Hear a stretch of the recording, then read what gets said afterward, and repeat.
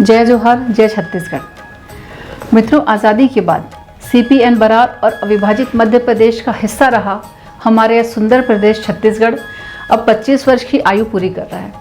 ऐसे ऐतिहासिक रजत जयंती वर्ष के गौरवशाली अवसर पर आप सभी को ढेर सारी हार्दिक शुभकामनाएं और बधाई व्यक्त करती हूँ।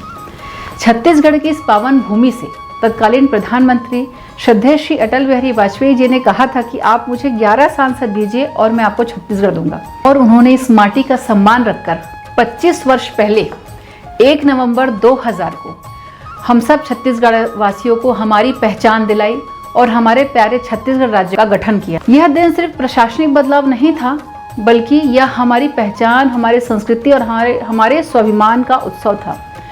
छत्तीसगढ़ की मांग कोई अचानक नहीं हुई थी। यह एक आंदोलन था जिसकी जड़ें हमारी धरती, हमारे संसाधनों, हमारी संस्कृति से जुड़ा था। भाजपा ने सदैव इस जन भावना का सम्मान किया और यही कारण है कि अविभाजित मध्य प्रदेश में कांग्रेस का गढ़ कहे जाने वाले छत्तीसगढ़ में 2003 में विधानसभा चुनाव हुए, तब भाजपा को ऐतिहासिक जीत मिली, जिसके बाद 15 वर्ष तक आदरणीय डॉक्टर रमन सिंह जी ने मुख्यमंत्री के रूप में छत्तीसगढ़ को न सिर्फ भोजन का अधिकार दिया, बल्कि कौशल जैसे विकास का भी अधिकार दिया। अनेक कानून बनाकर सशक्त हमारे छत्तीसगढ़ को बनाया। IIM, IIT, HNLU जैसे राष्ट्रीय स्तर के संस्थानों को लेकर छत्तीसगढ़ की शिक्षा आगे बढ़ी। सड़क, उद्योग, नया रायपुर जैसे अनेक जनहितकारी नीतियों को समृद्ध छत्तीसगढ़ बनाने का काम किया।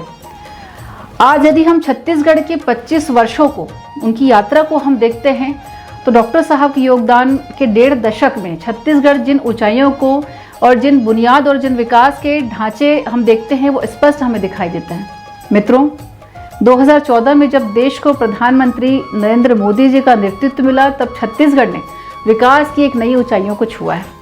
मोदी जी की रीति नीति, सबका साथ, सबका विकास, सबका विश्वास और सबका प्रयास हमारे छत्तीसगढ़ राज्य को एक नई दिशा, नई ऊंचाई दिया है। किसानों के लिए प्रधानमंत्री सम्मान निधि योजना की हम बात करें, जिसके तहत हजारों करोड़ की सहायता सीधे उनके खाते में पहुंचती है। प्रधानमंत्री आवास के तहत लाखों परिवारों को उनका पक्का घर मिला है। आयुष्मान भारत योजना ने गरीबों को निःशुल्क इलाज का भरोसा दिलाया है। प्रधानमंत्री ग्राम सड़क योजना से आज हमारे गांव पहले से अधिक जुड़ चुके हैं और अधिक मजबूत हैं।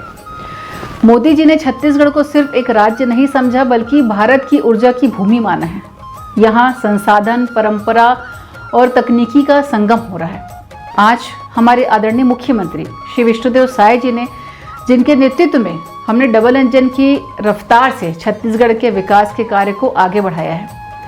फिर चाहे किसानों को 31 रुपये धान का मिलना हो, या महतारी वंदन योजना के माध्यम से हजारों लाखों महिलाओं को सशक्त बनाने की सौगात हो, हमारे मुख्यमंत्री विष्णुदेव साय जी ने 2 ही वर्षों में मोदी जी की गारंटी को धरातल पर उतारकर सबका सपना साकार किया है।